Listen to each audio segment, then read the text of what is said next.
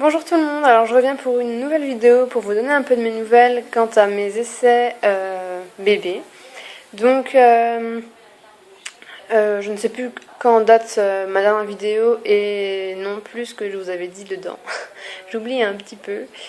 Mais en tout cas je vais refaire un petit peu le point, vous raconter un peu où j'en suis. Donc là je suis actuellement à mon 21e jour du cycle et à mon donc 3e cycle d'essai. Donc j'ai arrêté la pilule il y a quasiment 4 mois pile poil parce que c'était le 4 octobre la dernière prise de pilule. Donc là en fait je suis à 4 mois de mes dernières règles exactement. Et donc ça fait 4 mois que j'ai arrêté la pilule, 3 cycles puisque mes cycles sont... mon premier cycle était de 38 jours, le deuxième de 37 et celui-là je pense qu'il sera aux alentours de 32 jours puisque ça y est, j'ai eu un test d'ovulation positif à J18 et J19 de mon cycle. Donc je dois ovuler, j'ai dû ovuler hier ou aujourd'hui, je ne sais pas trop. C'est toujours délicat en fait les tests d'ovulation parce que quand ils sont positifs, on dit que l'ovulation survient de 24 à 48 heures plus tard, sauf qu'on ne sait pas vraiment quand, ce qui est assez délicat. Enfin, de toute façon, c'est pas grave. Au pire, je me tromperais d'1 ou 2 jours, c'est pas la mort. Et donc, les tests d'ovulation, ils détectent l'hormone LH. Donc, c'est l'hormone qui est sécrétée lors de la libération en fait de l'œuf, donc de l'ovule. Donc voilà, donc j'ai réalisé, ça je vous avais déjà dit dans ma précédente vidéo, j'ai réalisé une courbe de température que je complète donc tous les matins dès que je me réveille. Alors au départ, j'ai commencé à la prendre à 8h du matin, donc là, en général, c'est entre 8h et 8h45 parce que c'est quand je me réveille, je mets pas le réveil spécialement pour me prendre la température. Et comme là j'ai eu 3 semaines de vacances, et je me levais pas forcément tous les jours à 7h, donc je pouvais pas forcément, voilà. Et donc je me suis inscrite sur 2 sites. Au départ je me suis inscrite sur le site c'est mamanandco.com .fr pardon. Et on m'a dit par la suite, donc sur différents groupes Facebook sur lesquels je suis d'essayeuses bébés, on m'a dit que ce site n'était pas super fiable, que il détectait souvent plus tard l'ovulation, donc c'était pas forcément super juste. Donc c'est pour ça que certaines filles pensent être à 18 jours après l'ovulation sur le site sur un autre site, et alors qu'elles sont à seulement 12 jours après l'ovulation sur ce site-là, par exemple. Donc, suite au conseil de filles du forum, je me suis inscrite sur le site enceinte.com où j'ai retranscrit toutes mes relevés de température sur le site avec tous les symptômes, les règles, les câlins, l'aspect de la glaire, etc. et les tests d'ovulation. Donc j'ai tout transféré sur ce site et là je continue les deux pour un peu voir, pour pouvoir comparer quand mon ovulation sera détectée. Donc je vais vous montrer à quoi ma courbe ressemble. Donc juste avant de commencer, il faut savoir que j'ai fait l'erreur de prendre ma température par voie axillaire, donc sous l'aisselle, alors que la voie rectale ou vaginale sont les plus fiables en fait. Donc moi ma température est très basse, d'ailleurs elle descend à 35 degrés. Et c'est des vraies températures, j'ai vraiment pris, en plus j'ai vraiment vérifié pour bien placer le thermomètre, etc. Mais bon, vu que c'est externe au corps, les températures sont souvent moins élevées qu'en réalité. Mais bon, le cycle prochain, s'il y a un cycle, j'espère pas, je prendrai ma température par voie rectale ou vaginale, on verra bien, pour avoir des températures les plus fiables possibles. Mais bon, le plus important, je pense, c'est de déceler une diminution puis une montée de température pour pouvoir déceler l'ovulation.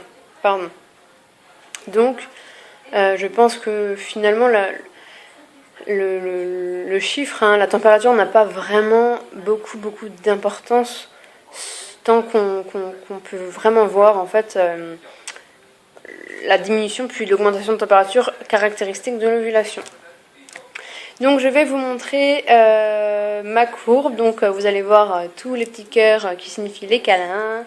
On peut y signifier nos symptômes, les règles, donc si on a des pertes vaginales, donc on appelle ça la glaire ou non, et le résultat des tests d'ovulation, de grossesse, etc. Donc je vous montre ça tout de suite. Donc voilà, c'est ma courbe. Donc là, vous avez donc tous les relevés de température. Donc là, on peut voir que j'ai commencé à 36,2 et puis je suis quand même descendue avant-hier à 35 degrés pour remonter. Et donc là, je suis à 35,9 ce matin. Donc en fait, je vais vous montrer comment la remplir. Donc vous avez tout simplement un calendrier. Vous ne voyez pas encore. Vous avez tout simplement en fait un calendrier, donc vous cliquez sur la date, par exemple aujourd'hui le 9, et vous pouvez ici renseigner la température, l'heure de prise de température, les règles, rapports sexuels, etc. etc. Donc ensuite ça se montre sur la courbe. Alors normalement, pour déceler en fait une ovulation, il faut donc une diminution de température, puis une remontée. Donc là, normalement, demain, j'espère, je devrais repasser ce qu'on appelle un plateau haut, c'est-à-dire au-delà des 36,2 qui sont en fait qui sont encore dans mon plateau bas. C'est là où la température est la plus faible. Donc là, ce sont les résultats des tests d'ovulation. Donc on peut voir que le 18 et le 19, j'ai eu des tests donc positifs.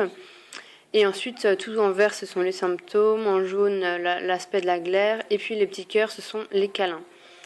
Donc voilà. Donc ça, c'est pour le site enceinte.com. Donc celui qui apparemment serait le plus fiable et même apparemment serait recommandé par les gynécos.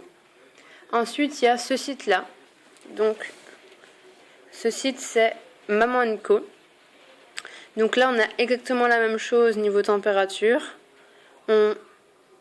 Voilà le tableau avec le planning, le calendrier, et puis pour répertorier la température, le rapport sexuel, etc. Et ensuite, ça se transcrit dans la courbe. Donc là, pareil, sauf qu'au lieu des petits cœurs, on a des petites croix. Et donc là, ce qu'il y a, c'est qu'on peut renseigner si le test d'ovulation est positif, légèrement positif, ou vraiment positif à fond, quoi. Donc voilà. On a à chaque fois la légende en dessous, etc. Donc voilà pour les courbes de température. Voilà. Donc voilà, vous avez pu voir ma petite courbe de température. Donc j'ai essayé aussi de la faire en fait sur papier. Donc là, je n'ai pas fini parce que là, je suis à peine... Je me suis arrêtée au 6, donc il me manque 3 dates à renseigner. Donc là, pareil, les petits cœurs en rouge, les câlins, les résultats du test d'ovulation qui sont là pour le moment, tous les deux négatifs. Et donc j'ai fait à peu près pareil que sur les sites, avec ici les dates du calendrier et ici le jour du cycle avec les températures. Donc je voulais juste avoir une trace papier parce que bon, on ne sait jamais. Et puis comme ça, si un jour je devais, je sais pas, perdre mes identifiants ou n'importe quoi, je pourrais toujours avoir ma courbe en trace, quoi. Donc voilà. Ensuite, j'ai voulu en fait faire plusieurs tests d'ovulation. Donc j'ai commencé au J16 de mon cycle qui correspond au 4 janvier 2014. Parce que en fait c'est par hasard, parce que je pensais ovuler donc vers le 23e, 24e jour de mon cycle comme les cycles précédents. Sauf que, je sais pas, j'ai vu sur internet que c'est bien pour les longs cycles de commencer au 16e jour, voire un petit peu avant, histoire de bien, d'être sûr de ne pas manquer l'ovulation, quoi. Donc j'ai commencé au 16e jour, et surprise, j'ai vu une petite bandelette, mais vraiment super légère arriver. Donc là je me suis dit, mince, Je sais pas pourquoi je l'ai fait à ce moment-là et il s'avère qu'il va bientôt être positif.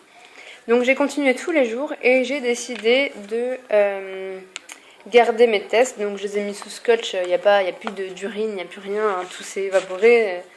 Donc c'est pas si dégueulasse que ça comme mon chéri pense.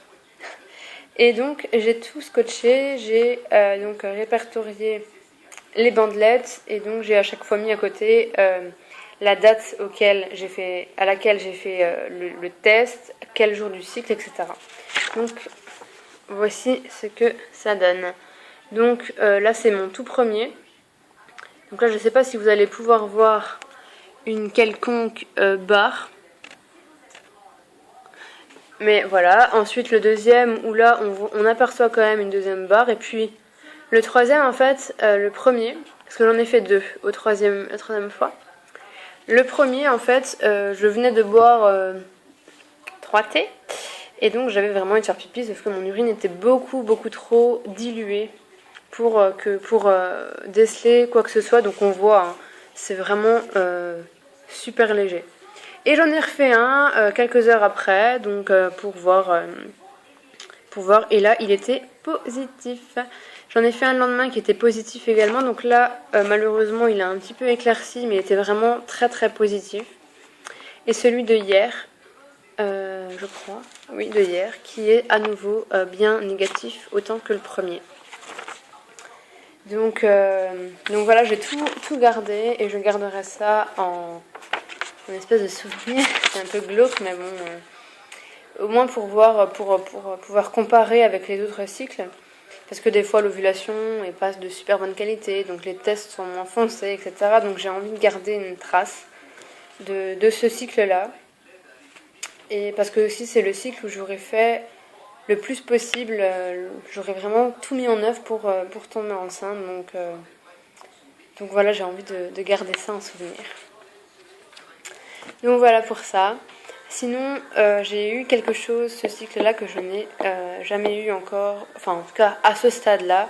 C'est-à-dire que j'ai commencé à avoir des douleurs à la poitrine, mais vraiment intenses. C'est-à-dire que quand je suis comme ça, je le sens pas. Mais si je commence à toucher, à marcher, à enlever mon soutien-gorge, à mettre mon soutien-gorge, etc., là, je vais avoir vraiment très mal. Enfin, c'est pas une douleur insurmontable, mais c'est un inconfort horrible et c'est tellement désagréable.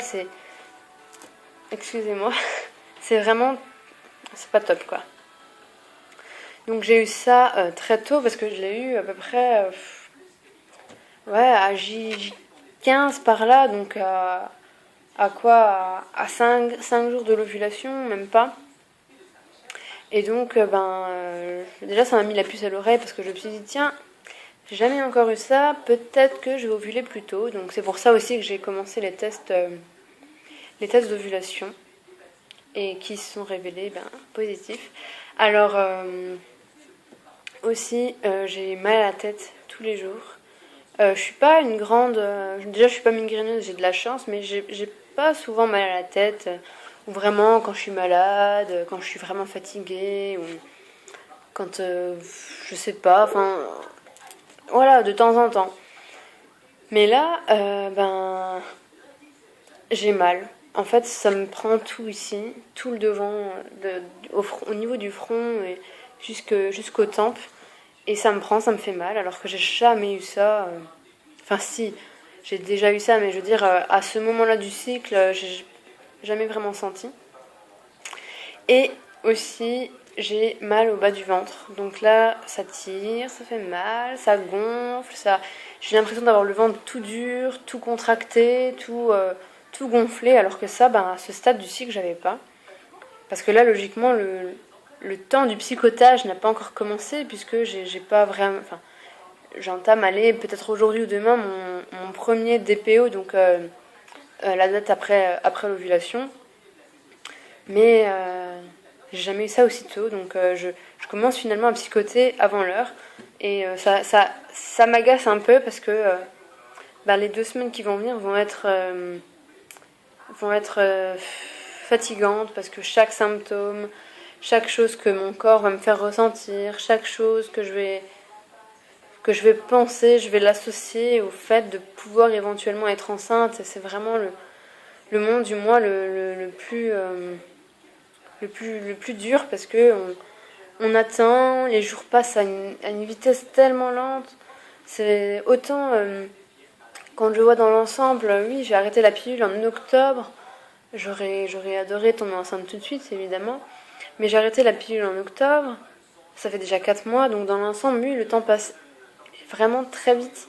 Et en même temps, de l'ovulation aux règles, c'est affolant ce que ça prend du temps. Et sur les forums, sur les groupes Facebook, on est tous d'accord là-dessus. C'est les 14 jours qui nous séparent des règles ou d'un test de grossesse positif sont vraiment, vraiment exténuantes, fatigantes pour le moral, parce que on se fait des fausses joies ou on psychote tout le temps, et ça c'est usant, vraiment.